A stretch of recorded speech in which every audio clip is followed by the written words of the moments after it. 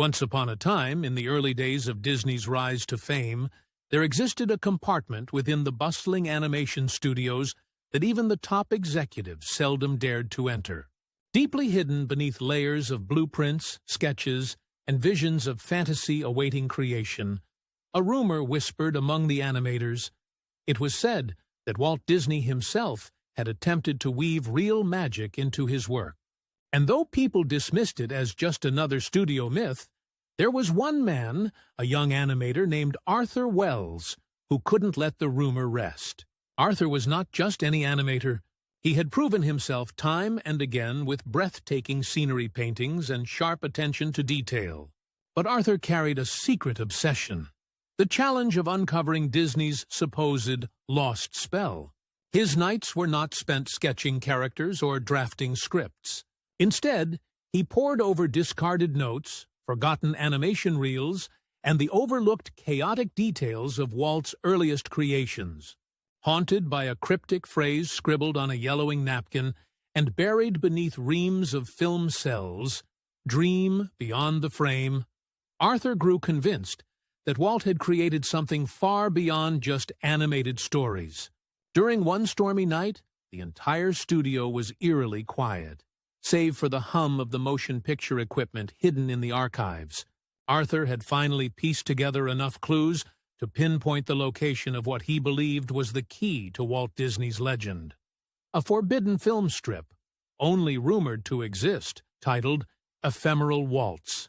Down within the heavily shadowed vault, shaped like a forgotten catacomb of old dreams, Arthur discovered an unmarked metal case resting alone on a dusty shelf. His hands trembled as he opened it to find the reel. The colors of its strip unlike anything he'd ever seen, seeming alive and pulsing faintly with an energy beyond reason. Ignoring every warning, both from co-workers and his own inner instincts, Arthur devised a way to view Ephemeral Waltz. The moment the images appeared on the spinning reel, his heart stopped. The film wasn't just an animation. Characters danced and spoke directly to him. Reflection-like, they replicated his movements, and when he attempted to look away, they begged him not to close his eyes.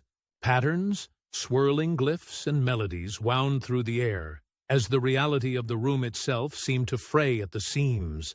That was when he heard a distinct voice. It was Walt. His words carried both gravitas and pleading. Every story must remain in its world, or neither world shall survive. Reality distorted minutes further as Arthur sought to power down the projector.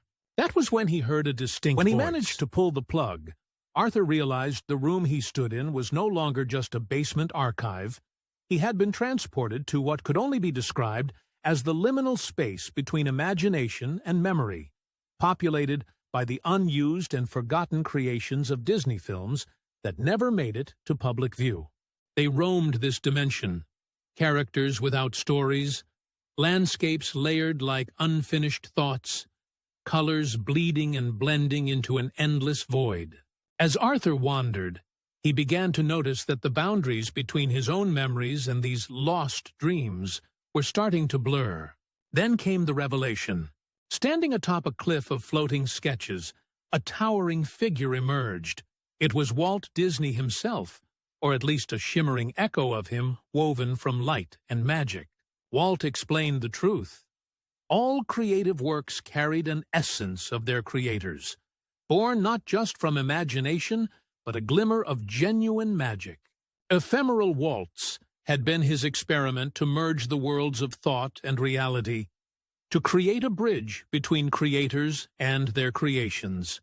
But the experiment had gone too far, and closing that bridge required locking away the film forever. Walt begged Arthur to return the reel to its place. Yet as Arthur held the reel tight, an intoxicating question echoed in his mind. What if the world saw this?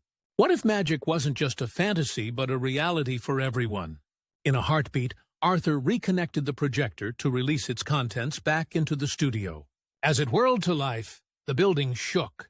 The walls began shifting, transforming into moving tapestries of Disney artwork. Animations emerged from their cells, spilling into the real world, as if the border between fiction and life unraveled entirely. And then, a flash. The reel cut itself short and disappeared.